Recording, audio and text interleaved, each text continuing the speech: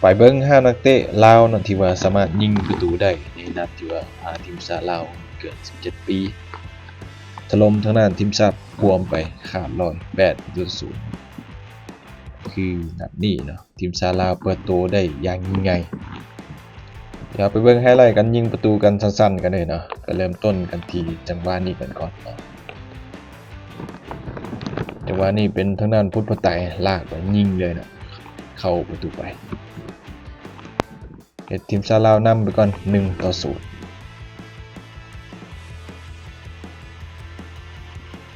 เบอร์11เนาะเป็นพุทธไตรนะแล้วก็จังหวะนี้นะเป็นทีมชาติลาวตัดบานได้เป็นพุทธไตรอีกครั้งนะจังหวะนี้โอดินมาที่พุทธไตรลากขึ้นหน้าไปลากเข้าเขตโทษยิงตัดเข้าไปในเนาะเป็นบอลซาตูที่ปัดได้แต่ว่าบานมาเข้าหัวของทางด้านเบอร์7ก็เป็นชิติราชนะมงเข้าไปง่ายๆเลยแต่วัน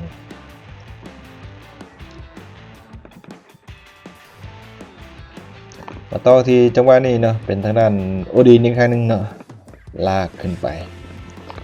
จ่ายสุดสวยกับทางด้านธัญวุฒิยิงแบบบ่จับกันเลยเนาะแต่ทีมชาติลาวนี่ห่างมาเป็น3-0นะก่อนที่จะจบครึ่งเวลาทำมิดนะทีมชาติลาวนำอยู่3-0มาต่อกันที่ครึ่งเวลาที่2นะนาทีที่48นะก็เป็น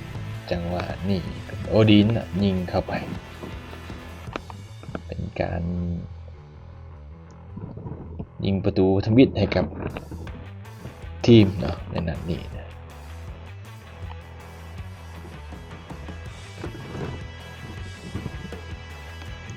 จังหวะนี้เป็นทางด้านพุทธไตรนะจ่ายสุดสวยกับทางด้านโอดินยิงแบบง่ายๆกันเลยเนาะ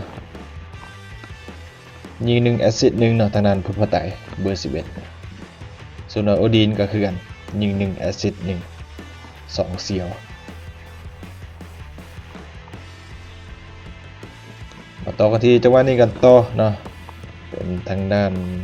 พุทธไตรอีกครั้งหนึ่งเนาะขึ้นบานทางฝั่งซ้ายนะตัดเข้ามาในที่ยิงจังหวะนี้เข้าไปเลยเนาะเป็นทางด้านอนุรักษ์สิงห์สว่างนะยิงโดยซ้ายเข้าไปนะเป็นเบอร์12เนี่ยยิงประตูได้นะแต่ทางฝ่ายจัดการแข่งขันใช้เป็นเบอร์อาร์ตี้นะแต่ว่าผู้ยิงประตูแทนมันค่ำนะเราเบิ่งกันจะจ่ายอีกนึง